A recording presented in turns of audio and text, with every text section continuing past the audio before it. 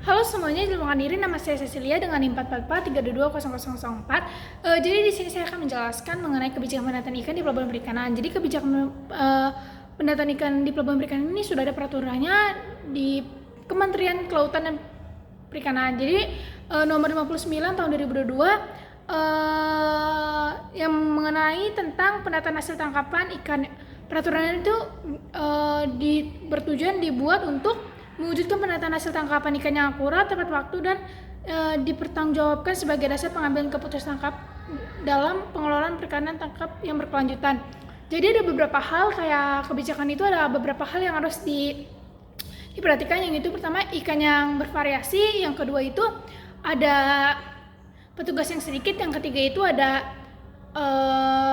sulit mendata. Jadi dalam ikan yang bervariasi itu kan salah satu dampak negatifnya itu kan kita sulit untuk mendata si ikannya ini. Terus ada beberapa caranya, yaitu kalau menurut saya pribadi tuh dilihat secara jenis. Nah misalnya jenisnya itu ikan yang misalnya secara pelagis dipisahkan dengan yang pelagis, jadi datanya itu bisa dilihat. Kemudian yang kedua itu ada hasil ukuran. Jadi hasil tangkapannya dilihat dengan secara ukuran. Kenapa? Karena kalau misalnya kita lihat ukurannya itu kan ada lebar sama panjang ya. Jadi kalau misalnya kita lihat secara ukuran, kita bisa nih ngeliatin usianya ikan nih. Jadi usia ikan ini nih kita tahu nih usia ikan ini misalnya udah 3 bulan.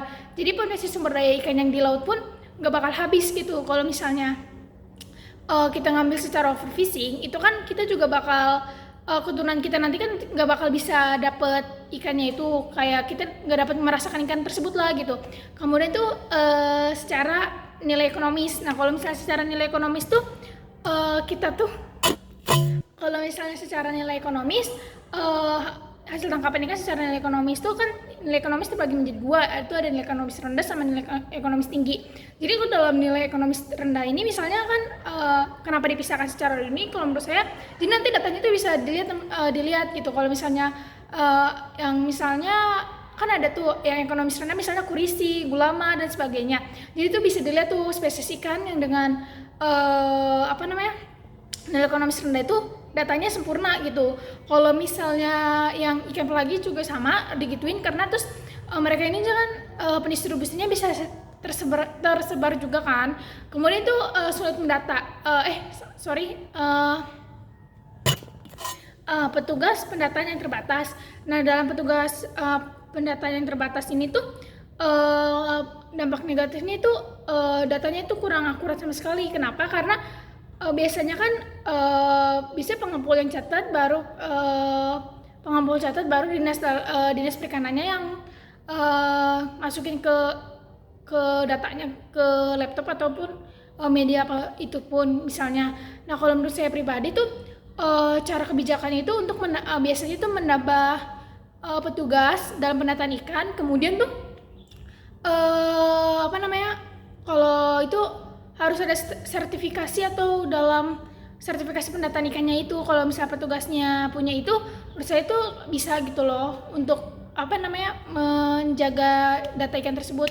Kemudian yang ketiga itu dan itu menyediakan sarana prasarana yang memadai, misalnya harusnya kayak ada komputer dan sebagainya untuk ikannya itu tuh kita tuh bisa nih ketahuan. Jadi tahun sekian ikan tuh sekian gitu, berapa puluh ton ataupun ya seperti itu. Kemudian terus ada yang ketiga itu ada sulit mendata dalam kebijakan pelabuhan perikanan. Kenapa?